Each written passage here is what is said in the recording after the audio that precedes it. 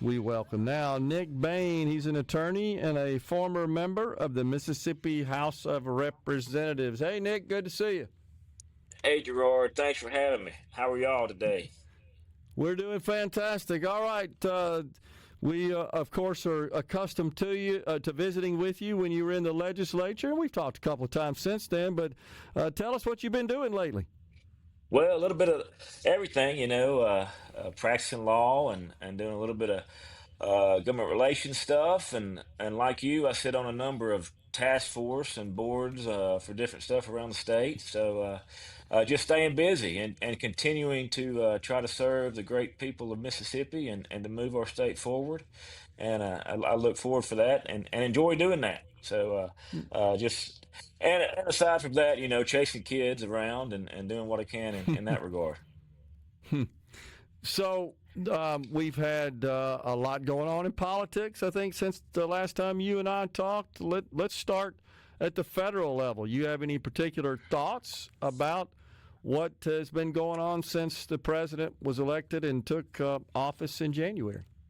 Yeah, Gerard, great question. And like you, I go all over the state and visit with different groups. And I can remember going last August and September, and there was this heaviness in the air among conservative groups, Republican groups, just a worry about the way our country was going to go. Uh, and then after the election, and speaking now, there's just this new I would say revival. This new people have this exuberance, this where they feel like they're invested again. They're confident about what's going on, and people are proud to stand up and say, we're Americans, and I credit that to President Trump and his American First philosophy and other stuff that he does. Honestly, the difference between speaking to groups last summer and this summer is palpable. People are just excited the way the things are going. So, Yeah. The state level, some things have happened that you worked on somewhat when you were, of course, in the House, in the legislature. We got new Speaker Jason White. I know you served with him, know him well. I think he would point to elimination of the income tax and the big tax reform bill that passed in this past session, the 2025 session, as a key achievement. And now he tells us that education freedom, getting some yeah. legislation Yeah. along those lines, is his top priority in the 26th session. Your thoughts, Nick? Yeah, to your point on income tax, you may remember I sat on the special committee that was appointed by Philip Gunn when he was Speaker. You came and testified to us in that I hearing did. about the need for the income tax, and I think it's a game changer. I live 3 miles from the state of Tennessee. Uh, people people oftentimes will live in Tennessee, work in Mississippi, whatever, because of that income tax, and we lose a lot of Mm-hmm. a lot of my young people up to Nashville, Memphis, whatever the case may be. I think eliminating the income tax is a generational uh, action by our legislature, and I commend the speaker for doing that and for making that decision. As far as school choice, you're absolutely 100% right. He has made that an agenda item for him. It is something that he has wanted really, I think, since he began his speakership. I know, and then I know he worked on it when he was pro temp and a member as well. So I see that moving. The elephant in the room, I guess, is what is the Senate going to have? I don't know that the lieutenant governor has spoken on it. If he has, I've missed that. But certainly, I think that's going to be where we're looking at. I think the House has the votes on it, and the question is going to be, what does the Senate do?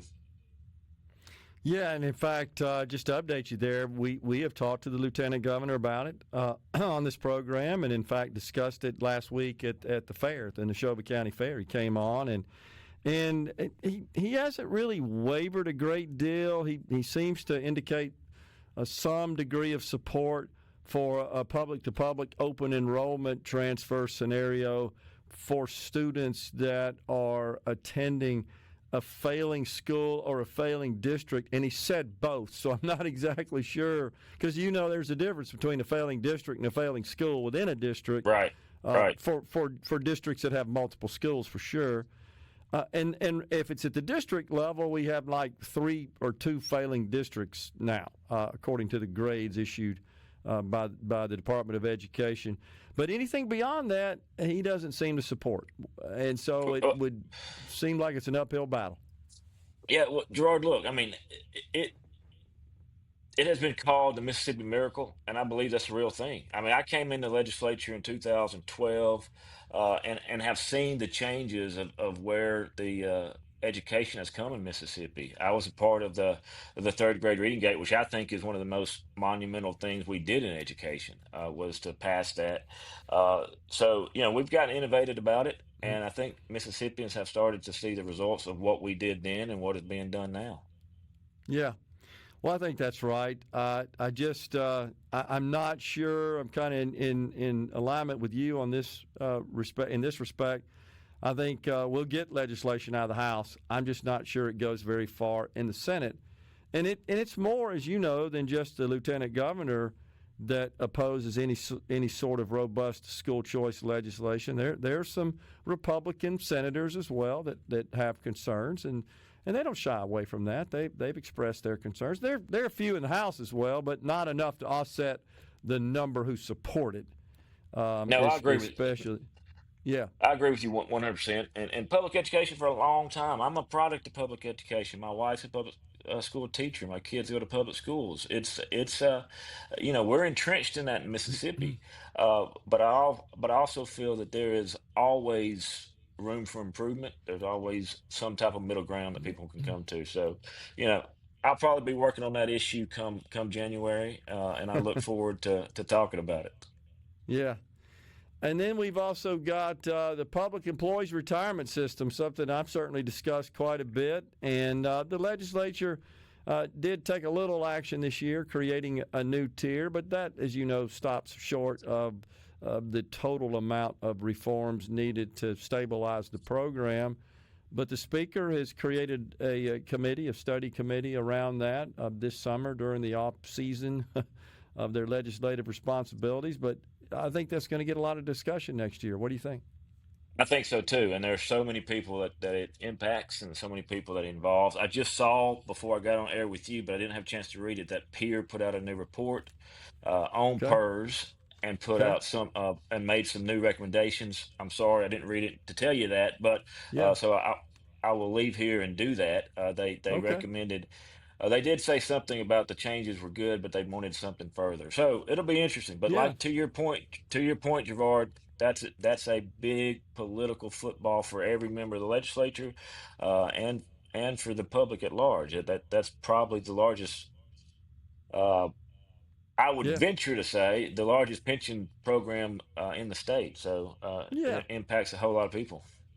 I think that's totally right. And of course, we have the same problems with Social Security, and Medicare is even worse at the federal level. Recent reports from the trustees there are that those programs are going to be insolvent sooner than thought. And so that's a big task for our Congress, and they don't even talk about it. And we're talking a short, 7 years away. Medicare says it can't Hmm. meet its obligations. In the next term, this, somebody's going to be dealing with a big old problem. And the same is true here in PERS. It's not in as desperate shape as those federal programs are, but the longer we delay action, the more severe the action has to be. It's just the way the math works. Yeah, that's right. And politicians are bad about putting things down the road. That's about, and the legislature bad about punting things. But there comes a time when you do have to pay the bill on the credit card, and Yeah, I think we're getting to that point. yeah. Can you hang around for another segment? We got about a minute left in this one, but if you can stick around, we can Yes, keep sir. talking. Okay. Happy to. So, Yep. all right. So in the next session, we've talked school choice, we've talked PERS.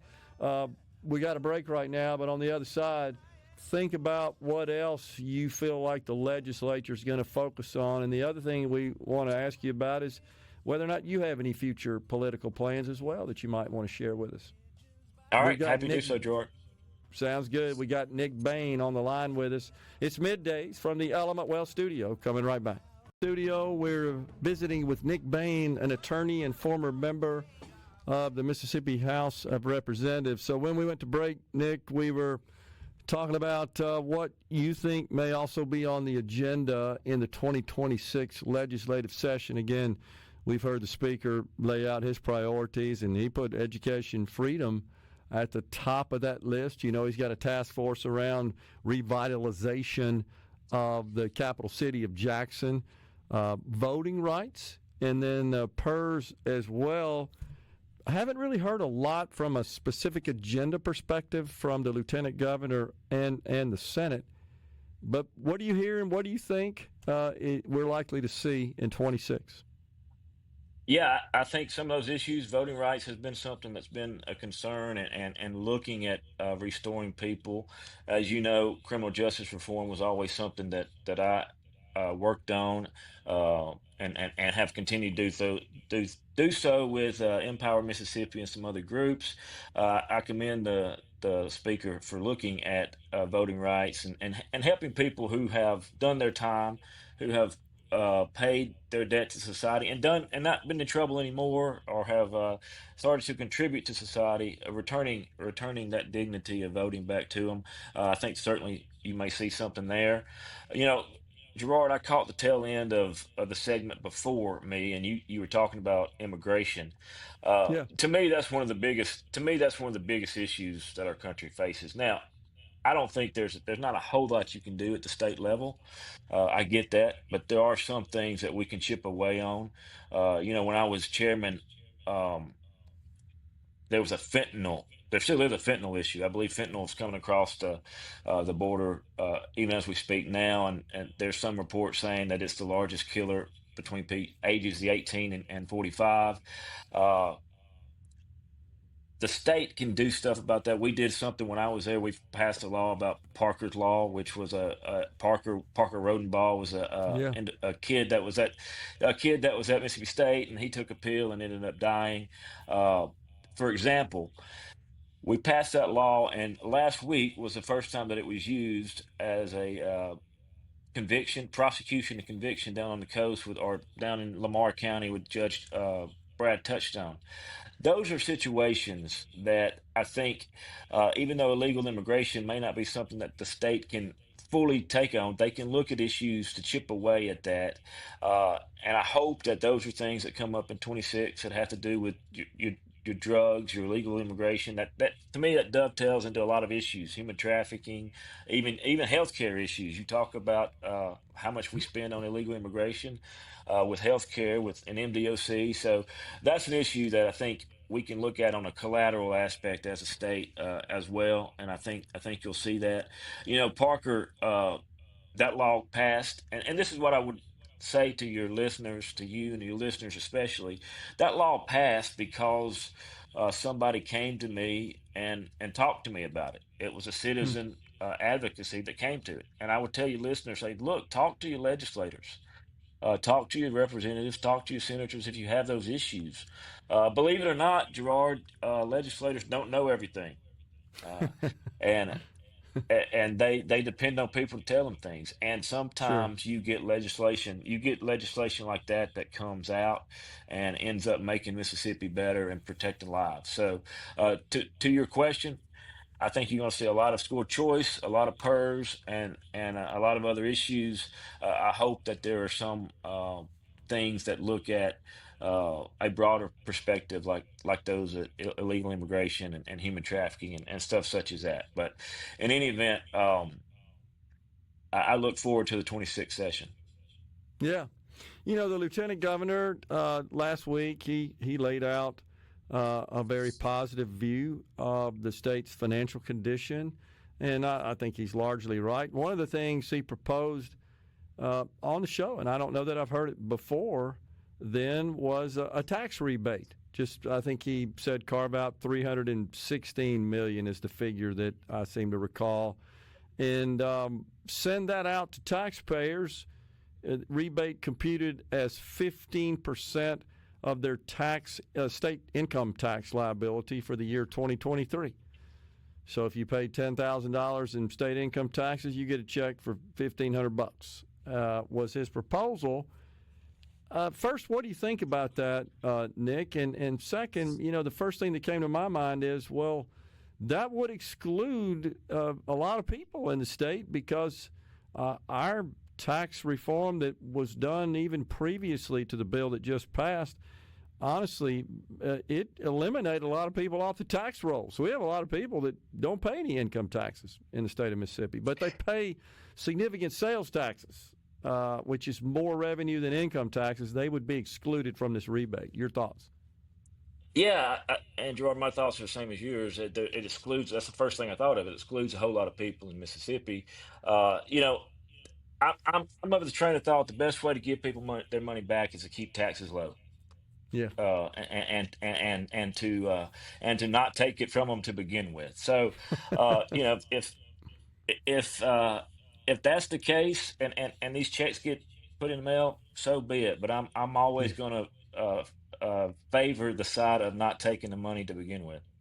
Yeah, I'm with you, and I'm for it. I'm all for taking it out of the bank account and rather than the government sitting on it and sending it back to the people who paid in. And really, my analysis was more about that as a difficulty, a challenge to getting some sort of legislation like that passed. Yeah, I agree, and there's a logistics problem. There's a lot of bureaucracy, as we know. So, the easiest way to give people their money back is not to take it. I'm with you, and it looks like we're on our way to achieving that. Going to be phased in over time, but it gets better every year, so we take less every year. Still have another year remaining of the tax reform.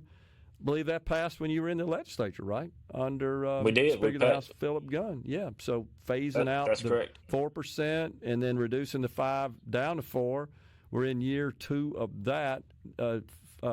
Calendar year 26 will be at 4%. It'll terminate. And then the new law kicks in, and we start reducing it even further. So your personal future and political plans, anything you want to share with us on that front today? Gerard, I mentioned I've been all over the state for the last 12 months, really, talking to people. And people have asked me to get back in it from the coast, from up here to the hills of North Mississippi. People have asked me to consider whether that's in the legislature, whether getting back in the legislature, or to something more. So I will tell you, unlike you and I share a desire to serve Mississippi. We serve a desire to make Mississippi better, and I have that desire to continue to look at political options. I have an immense fire in my belly at this point to serve the people of Mississippi, and I'm going to continue to look at those options. And I feel as though, I've made it public that I intend on being on the ballot in 2027. Uh, I am not ready at this point to announce what that is, but I do intend on being on there. And when I do, I will certainly call Gerard Gilbert up and tell you. Uh, Gotcha. but we have done a lot of stuff. I have a website, Bain for Mississippi. I encourage people to go and look at that. That's Bain, BAIN for Mississippi. It tells a little bit about who I am. And if anybody wants to reach out, we have contacts on that. Like I said before, uh, the strongest thing we can do as citizens is talk to those people who are in political office and those seeking political office. And I make that perfectly clear. And anybody who wants to reach out to me, they can by that website, Bain for Mississippi. Um, Again, Gerard, thank you for having me on. I certainly, like I said, have a desire to serve, and will continue to do so in some capacity because I love Mississippi, I love her people, and I want to see it prosper for generations to come. Yeah, sure. Well, of course, we're pleased to have you on today. And you're right. I'd seen you and I'd heard you say that you intended to be on the ballot, but you stopped short of divulging any particular office. My guess is you're still thinking about what that office might be. And I don't want to speak Well, on your behalf. That's just kind of my observation. I understand, and thank you, Gerard, for that. Life doesn't happen in a vacuum. There's a lot of moving parts. So, Yeah, that's right. Yeah. Nick Bain, he's an attorney and former member of the Mississippi House of Representatives, and sounds like he'll be on your ballot potentially in 2027. Appreciate you coming on, Nick. Thanks a lot. all right, Gerard, thank you. Appreciate you. You bet. We're coming right back in the Element Wealth studio. Stepping